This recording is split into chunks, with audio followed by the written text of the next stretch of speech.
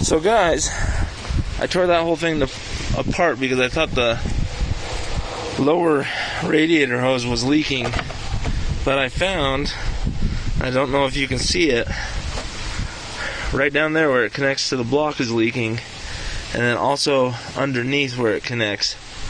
So what I'm going to do is I'm going to pull this hose out, the top radiator hose out, put some sealant along that, and then stick it back in. So I'll do that now.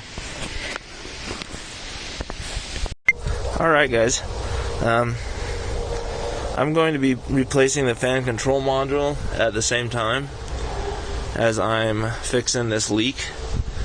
And so, if you'll notice, this one right down here is really easy to get to. You can just uncouple that one. Bam, that's that one, that connector. And what I did is I took the fan control module out, wherever it is. Oh, there it is. Fan control module goes right there. I took it out, and I just clipped off the wires. So the connectors are still down in there. Now, if you'll notice, right down in there, right there, is the other one. My hands are too big to actually get to it, so I'll show you what we do. Okay, now how I'm going to do this is I got two screwdrivers, flathead screwdrivers. And what I'm going to do with this first one, if I can get that thing right, stick it down in here, and release the lock, like that.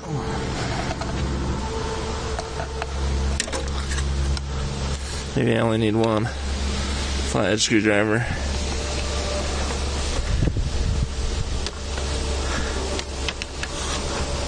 Yep, I only need one. Ta-da! And out it comes.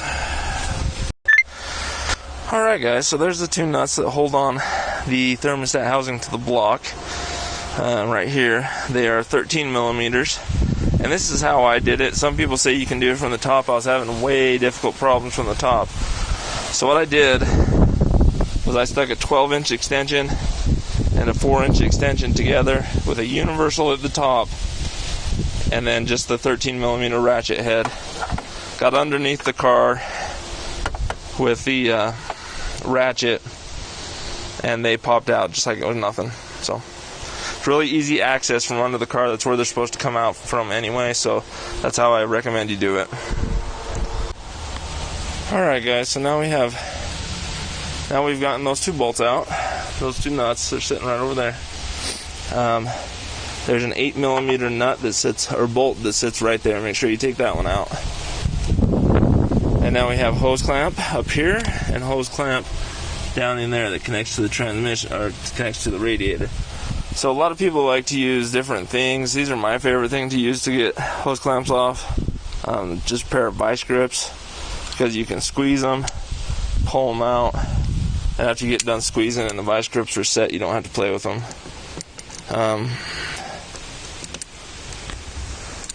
So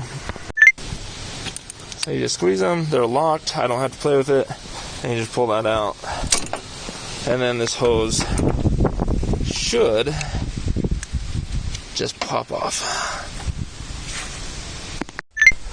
Alright guys, I had to do some prying, but I got it to come off. If you do need to pry on it, take a flathead, stick it behind it, and twist to get it moving. And then you can pry a little bit against this and this, but they are just really light aluminum, so don't pry too hard against those. Alright guys, and then it's the same exact thing with this, with the one that connects to the radiator. I've already done it, but you just reach back in there with your vice grips, crimp down, and just wiggle it out. Comes out pretty good. So the only one I have left is that one on the bottom, so I'll do that. And then this whole thing should be able to just lift out. Alright, just to let everybody know real fast, if you're troubleshooting transmission problems on these and you suspect you have a bad solenoid in the transmission, they'll say stuff like, go to connection JB155, JB131, and check ohms and check resistance, blah, blah, blah, blah, blah. Okay, if you look right here on this transmission, there are two connections. You can't really see them, But this bottom connection right down there, right there that I'm touching, is JB155. That one is that. And then the connection in on the TCM is JB131. Alright guys, I learned something pretty important. Here's the upper radiator hose again, pulled out. But if you'll notice here, there's about 1.5 inches, and then where it attaches to the bottom, there's about 1.5 inches. There's a hose that's only about 3 inches that sits right here. You need to remove that hose to get this piece out. So instead of, I sat here and fought with it for, 20 minutes. Then I started looking, and there's not enough clearance with that hose in there. So I took the hose out and it just popped right out. So make sure you do remove that little 3-inch hose that's right here. Alright guys, so now if you look, I just turned the hose over, and right down in here is where your thermostat is, and it was leaking from around here. So all I'm going to do is I'm going to take some denatured alcohol, clean this really good, just an old rag and some denatured alcohol, clean the block really good, and then I'm going to take and apply some sealant, apply some sealant right along here, and install everything back in. Alright guys, so that's this cleaned up real good. And then for the block, I actually ended up taking an old scouring pad and cleaning that really good, the underside of that really good too. And I've decided to make it easier on myself, I'm actually going to take this apart. And to take this apart, it's really simple.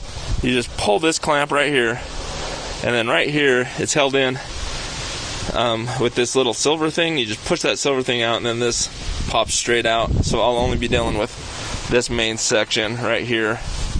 I think that'll be a lot easier. So I'm gonna go get some sealant, apply the sealant right here. I'll show you guys what that looks like, and then I'll take it apart as well, just so everybody can kind of see that. Alright guys, and that's what it looks like just with it all removed. Now I'll be able to stick it back in and install it. One thing I did want to tell you guys about is this piece right here. It sits in here. Dang it. Sorry about the video guys, but it sits in here like this. Okay, and all you have to do is take a screwdriver, get it under there, and pop it out.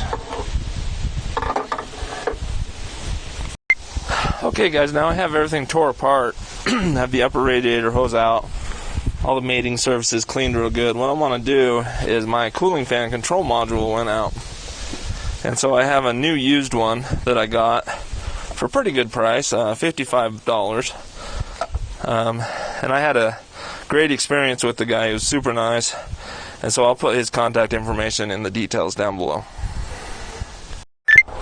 Okay guys, and as with all electrical connections, get yourself some dielectric grease and squeeze down in the connectors themselves. This will inhibit water from getting in there, and it'll also make sure that the only place that's conducting the electricity is back and forth between the contacts. So I'm going to go ahead and do that. And then this, you guys, it's really simple. Just slips down into there, straight down. The first one goes to that connection, and or the left one goes to this first fan. The right one goes to the second fan over here. So I'm going to go ahead and do that, and then I'll show you what it looks like when it gets done. Alright guys, and there it is, all reinstalled. I am going to take a little zip tie and zip tie these back, but besides that, it's all done. Alright guys, so I put a good bead of sealant along that one side, and then I just took and tightened those two nuts up using my little thing. So pretty easy job. I'm going to hook everything back together, and then in the next video I will show you how to bleed this, or how to get this system full. So thanks for watching guys. Have a good one.